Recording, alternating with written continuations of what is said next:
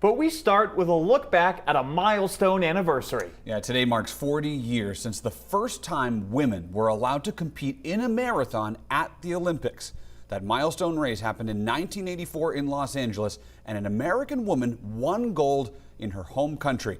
And if you live in Maine, you've probably heard of her. Grit and grind. You can't have one without the other, especially when you're the underdog. Well, it's always easier going into a competition as the underdog. You have nothing to prove except to yourself. If anyone knows how true that is, it's Joan Benoit Samuelson. She has done it. Los Angeles, 1984. The winner of the first ever Olympic women's marathon. The first time women were ever allowed to run a marathon in the Olympic Games. I really thought, who's going to come out and watch a bunch of women runners run 26.2 miles when there were a lot of pundits who thought women couldn't compete over that distance. Everyone knew how important this was because women had to fight.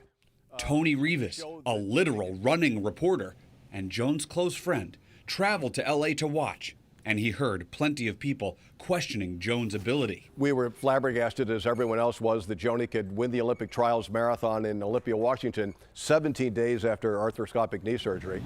The media wrote her off. Grete Waitz of Norway was the favorite. She was unbeaten. I had something to prove. That's the thing about an underdog. And the more you say you can't do it, you just fire her up, and at your own peril.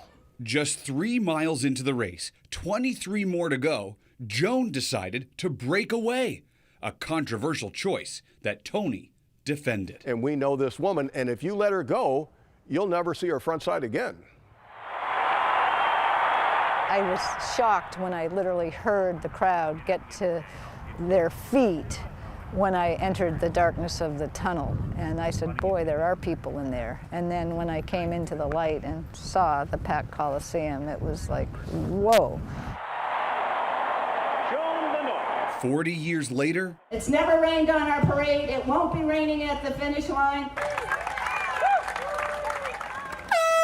Joan has hosted Maine's most famous road race 26 times. The TD Beach to Beacon 10K, headlined with top talent, including many of Maine's own.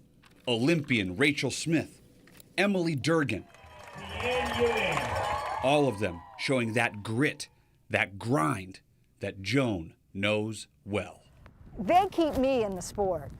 Their youth and their abilities and their successes and their inspiration, they keep me going. I mean, I have no business to be running still.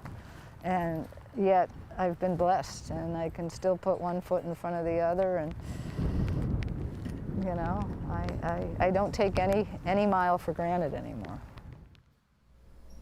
What I had no idea was that Joan actually had dreams of being an Olympic ski racer, but she had a broken leg that led to rehab. The treatment plan? Running, and where else? Fort Williams Park. Hey, if you want to see more of those cool photos from '84, you can go to the gallery, the photo gallery that's in this article on our website.